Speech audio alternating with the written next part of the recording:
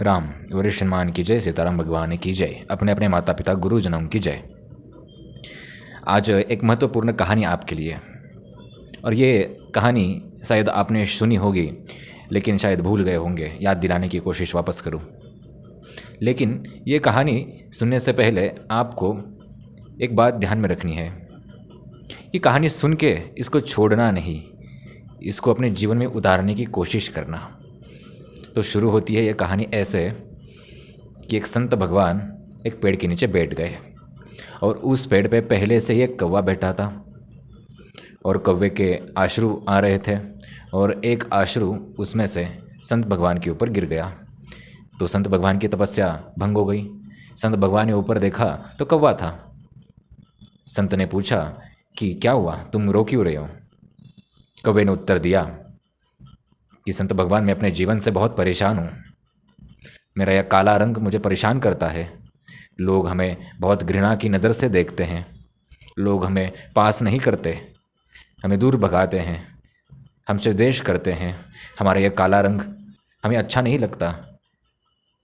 तो संत भगवान ने बोला, तो तुम बताओ क्या करें, हमारे पास मंत्र विद्या है, हम तुम्हारी कुछ मदद कर सकते हैं। कौवा बोला, संत भगवान आप मुझे हंस बना दीजिए, वो सफ़ेद होता है, संपूर्ण सफ़ेद होता है और जीवन भी उसका अच्छा होता है। संत भगवान ने कहा, ठीक है बना दूंगा, लेकिन सबसे पहले तुम हंस को जाके पूछो कि उसका जीवन कैसा है। कौवा हंस के पास जाता है, हंस को बोलता है कि मैं हंस बनना चाहता हूँ, तुम्हारा जीवन तो बहुत सुंदर है। हंस बोलता है, कहाँ का सुंदर, सारा संपूर्ण सफ़ेद ही रंग है। घृणा आ गई है हमें इस रंग से, परेशान हो गए अब हम अपने जीवन से। काश मैं खुद तोता होता। तुम तोते को जाके पूछो, क्योंकि उसका जीवन मुझसे अच्छा है, वो बेचारा रंग बिरंगी भी है, उसकी आवाज़ भी मिठी मिठी अच्छी आती है। कौवा भी सोचता है कि हाँ बात तो सच कही, चलो तोते के पास जाते हैं। तोते के पास जाते हैं, तोते के बोलते हैं कि आपका जीवन तो बहुत अच्छा है, मैं तोता बनना चाहता हूँ। तोता बोलता है, क्यों बनते हो तोता, मुझसे ज़्यादा रंग तो मोर में होते हैं और मेरी इस आवाज़ की वजह से लोग मुझे पिंजरे में कैद करके रखते हैं।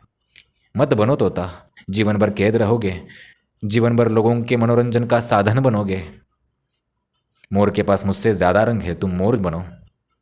कौवा वापस सोचता है और बोलता है कि हाँ बात तो सच है, मोर के पास बहुत रंग है, मोर सबसे रंग बिरंगी और सुंदर पक्षी है इस पृथ्वी का।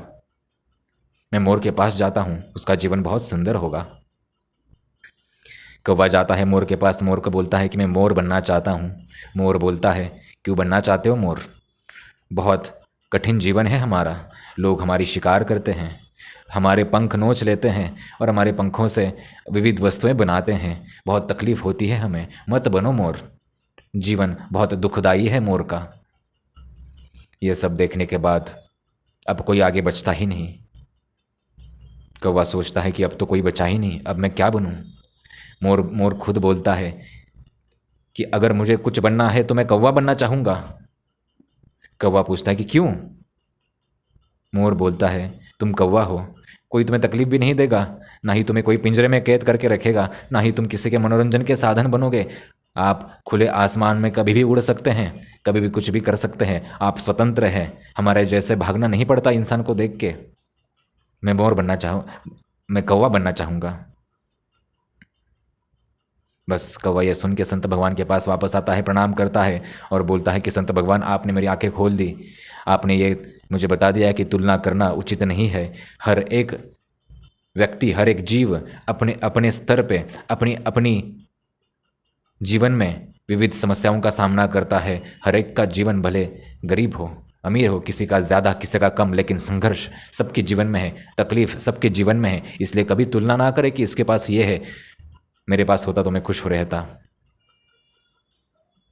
तो आशा करता हूँ कि आज का ये वीडियो आपको बहुत अच्छा लगा होगा और शायद कुछ आंखें खुली होंगी। कभी किसी से तुलना ना करें, कभी किसी को देख के जलन ईर्ष्या उत्पन्न ना होने दें।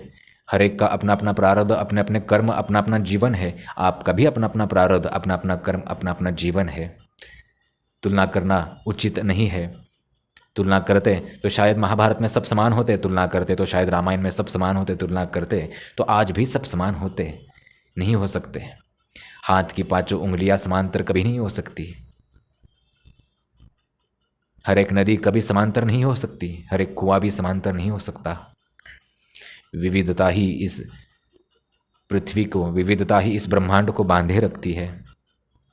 सब समांतर हो जाएंगे तो निर्जीव की तरह ये पूरा ब्रह्मांड हो जाएगा।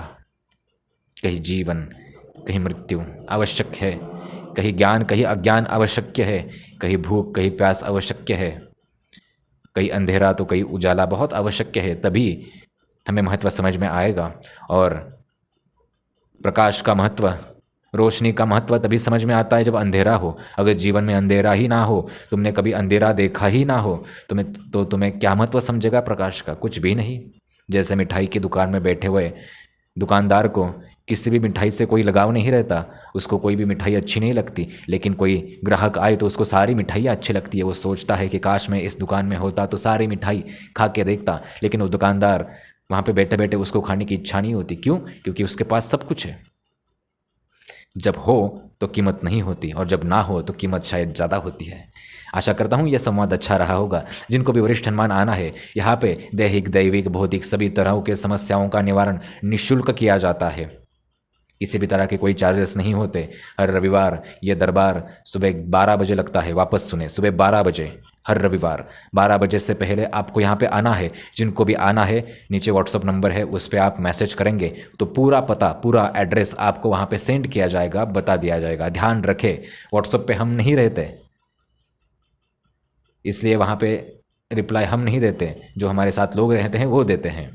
तो वहाँ पे आपको जानकारी चाहिए तो वहाँ से आप जानकारी ले सकते हैं। कभी कभार हम मोबाइल लेते हैं, कभी कभार वो मोबाइल हम देखते हैं, और कोई गलत जानकारी ना जाए इसके ऊपर भी हमारा ध्यान रहता है। जिनको भी अगर कोई दान पुण्य करना है, दरबार तो निःशुल्क है, लेकिन स्व इच्छा से जिसे भी कोई दान करना है वो दान पुण्य कर सकता है। किसी को ऑनलाइन भेजना है तो व्हाट्सएप पे आप QR कोड वगैरह सब मांग सकते हैं, वहाँ पे आपको सेंड कर दिया जाएगा। और यहाँ पे किसी भी तरह के शुल्क, किसी भी तरह की पूजा पाठ, होम हवन के नाम पे पैसे नहीं लिए जाते। कोई भी बड़ा विधि विधान नहीं बताया जाता जिससे आप कर ही ना पाओ। कोई भी ऐसी ऊट पटांग चीज़ नहीं बताई जाती। यहाँ पे संपूर्णतः हनुमान जी के ऊपर, राम जी के ऊपर श्रद्धा रखे काम होता है। बजरंग बाण, हनुमान चालीसा, रामायण, महाभारत, सब इन चीज़ों का ज्ञान, गीता का ज्ञान, इसी के आधार पे यहाँ पे सब काम होता है। जिनकी वैज्ञानिक बुद्धि हो, जो अंधविश्वास से दूर हो, जो सही और सच्ची गुरु परंपरा को चाहते हैं, वही वरिष्ठ हनुमान आए। सभी तरह की समस्याओं को यहाँ पे लोगों को, ऐसी लोगों की मान्यता है, हमारा ऐसा कहना नहीं, लेकिन लोगों की ऐसी मान्यता है कि सारे तरह के उनके कष्ट जो है वो धीरे धीरे कम होते जाते हैं अगर वरिष्ठ हनुमान के दर्शन वो लेते हैं। यहाँ पे आएगा भी वही जिसका वक्त आया हो, नहीं तो आप सोचते बैठेंगे। बात ये भी सत्य है। तो आशा करता हूँ कि ये आप चीज़ें सब समझ पाए होंगे। अंधविश्वास से बचाने की मुहिम में हम लगे हैं, इसलिए कृपा करके हमारा सब सहयोग करें, अंधविश्वास से दूर रहे। मांस, मदिरा, व्यसन, इनका त्याग आपको करना आवश्यक है। नियम का पालन करोगे तो ही सफलता मिलेगी। जिनको आना है वो व्हाट्सअप कर सकते हैं। सबका यहाँ पे स्वागत है। आशा करता हूँ संवाद बहुत अच्छा रहा होगा। वरिष्ठ हनुमान की जय। राम।